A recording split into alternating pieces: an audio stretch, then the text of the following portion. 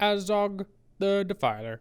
Here's a quick lesson on Azog from the books. Azog the Defiler was ruler of Moria when it was occupied by Gundabad. At one point, Thror snuck into Khazad-dûm and was caught. Azog decided to send a message to the dwarves and beheaded Thror. Azog was called the Defiler because he carved his name onto Thror's forehead. That was left out of the movie, so Defiler has no meaning. This began the war between the orcs and dwarves, which ended at the Battle of Ananzbl. Here, Dane Ironfoot, Thorin's second cousin, kills Azog, and that's where he comes to an end. However, Azog has a son. Don't ask how orcs have sex, I have no idea. A son named Bolg. Bolg inherits the rule of Gundabad from his father and basically acts like a badass up until the story of The Hobbit, where he leads the goblins and orcs into the battle of 5 armies. In Jackson's universe, they needed an orc to be Thorin's nemesis, someone to hunt him from the past and to chase him on wargs the entire movie and to keep things interesting. That orc was this guy. That's right, this guy's name was Azog, or at least according to the special features appendices with the extended edition. And he was originally the main antagonist of the first 2 Hobbit films. I've heard so many different stories about how originally there wasn't going to be any Azog at all, and this was just going to be a badass orc, and Bolg was going to be a villain too.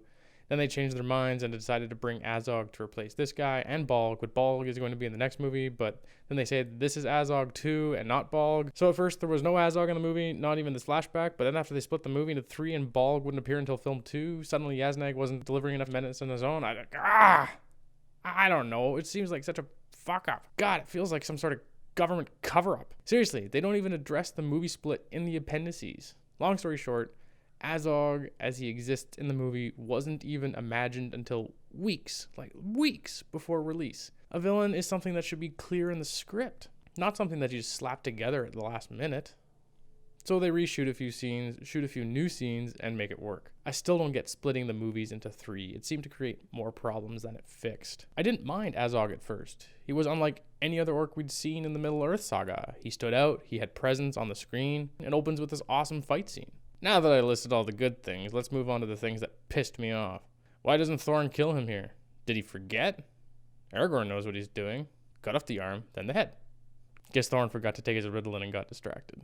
That or the script demanded it. Azog spews some really bad dialogue, even for a villain. We get it. He's a bad guy.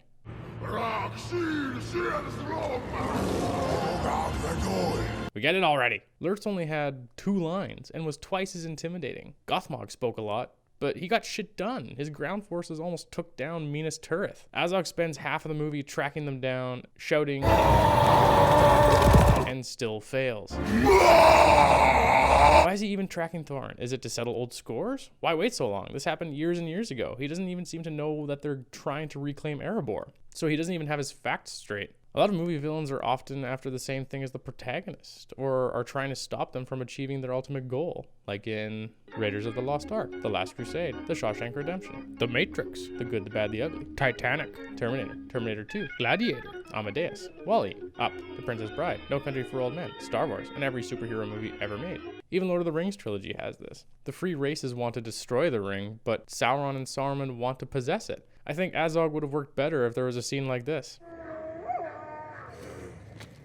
Khosdain Torkuz Zuranimid Shuki Kolkai Gelna Karnish Shornargis Obaxil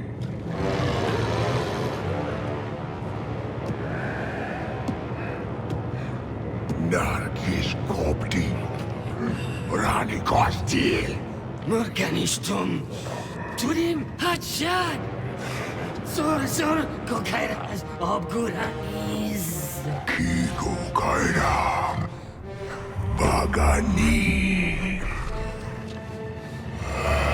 And then he uses his Gundabad forces and Bolg's forces to A, try to kill Thorin, and B, beat them to Erebor. Azog already once had control of Moria, and taking Erebor would be a great goal for him. Instead, he just chases them and shouts. You might say, but that's not true to the book. Azog didn't try to take Erebor.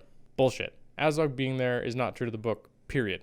He died years ago. Why not take the extra step and make him a bit more interesting? Next on my list of problems with old Deafy is... Slunk back into the hole whence he came. That filth died of his wounds long ago.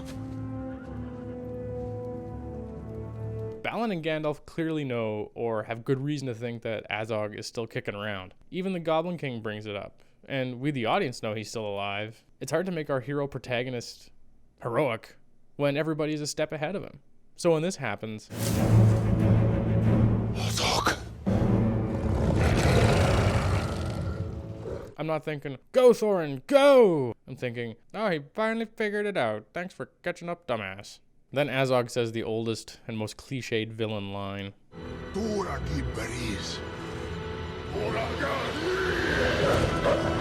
But then 2 minutes later,